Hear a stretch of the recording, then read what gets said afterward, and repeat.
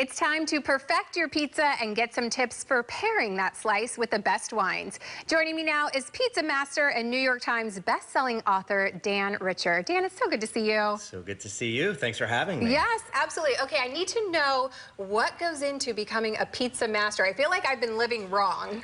Just a lot of practice. You do anything for 20 years and just focus on that one thing, you tend to get good at it. Yeah. Well, let's talk about why you're here in the Bay Area. There is a Perfect Your Pizza contest happening in Sonoma. Tell me a little bit about that. Yeah, so I've partnered with the Francis Ford Coppola Winery. They are running this Perfect Your Pizza campaign where people from around the country have submitted recipes for the ideal pizza and wine pairing, and I get to pick a winner. You get to judge. Yeah. You get to judge the pizzas with the wine pairing. I love that. And what does the winner receive?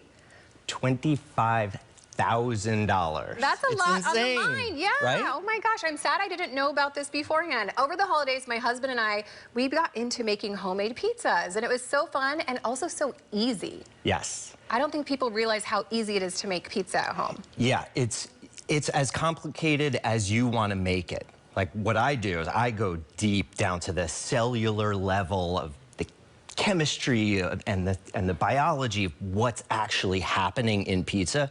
So you can take it as deep as you want, or it can just be the most simple and easy thing. Like my kids are 5 and 7 years old.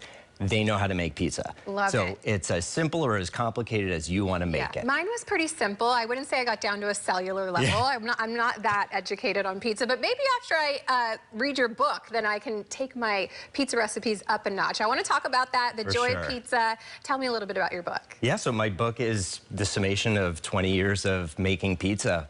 And it's my views on fermentation, because that's what the dough is, right? The dough is a living, breathing thing, so we really have to understand how to control its rise and build flavor, because there's nothing worse than pizza crust tasting like cardboard. Yeah, right? the crust has to be good. Exactly. Yeah, can we get into some of these pizzas? Let's do it. Let's do yeah, that. So first, what do we have here? All right, so we have the most simple and basic pizza, which is my favorite. It's a margherita pizza.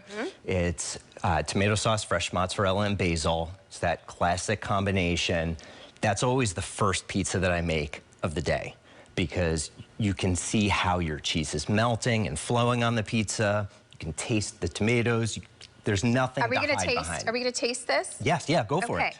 So what I always recommend is taking a sip of the wine first, and today we have the Prosecco from Coppola's Diamond Collection. Take a sip first. Yeah, just wake up the palate. I love a Prosecco, it's my favorite. Me too. Okay, so describe, if I'm having the Prosecco with the margarita, what am I gonna be tasting? So first you're gonna be tasting the sweetness and the acidity of the tomatoes, that richness from the cheese, and the crust should have a ton of flavor built up because we fermented it for such a long time. And the wine is perfect with it because the bubbles and the acidity really cut through the fatty richness of the cheese. Yes. And you can taste the floral aromas, a little bit of citrus in there. Prosecco is actually my favorite. Margarita is my favorite. So I'm glad I've been doing it right all this time. And I love the bubbles. You know, I love a little bit of celebration. Who doesn't love the bubbles? I'm gonna grab a piece of this pizza. Tell me what I'm eating. Okay, so this one is, this one has mustard greens on top. Okay. Which I absolutely love, especially when they're in season, which they are right now. It's a little peppery. There's a little bit of heat in there from a fermented chili paste. And I'm pairing this with which wine? With the Cabernet, the Sauvignon Blanc, which is super bright and, we got to squeeze a little bit of lemon on there. Lemon for the citrus. Yes, exactly. Yeah, so the lemon is going to really brighten up the pizza, and it's going to pair perfectly with the grapefruit and citrus aromas in the wine. That is a party. This is so good. Yeah, I love when two perfect things, when they come together in your mouth at the last moment and just harmonize. Okay, so let's get to the last one. tell me what type of pizza this is, Okay. and then what's the wine So pairing? this one I'm really excited about. This is a potato pizza. Now don't hate on the carb thing. Okay. If you Interesting. travel around Italy, everyone does a potato pizza. So this is Yukon Gold potatoes with rosemary and a little bit of fontina cheese. And fontina comes from the northern region of Italy, and it's a little bit assertive, so it needs a big This is really good. Okay, tell me. big wine to pair with it. So this is the Claret, which is a Bordeaux-style blend. It's predominantly Cabernet Sauvignon, high in alcohol, high in big, full-bodied, really rich aromas. That is my favorite pairing right here. This, because you have the herbaceousness from the rosemary. This is a very assertive pizza, so it needs a big, assertive wine.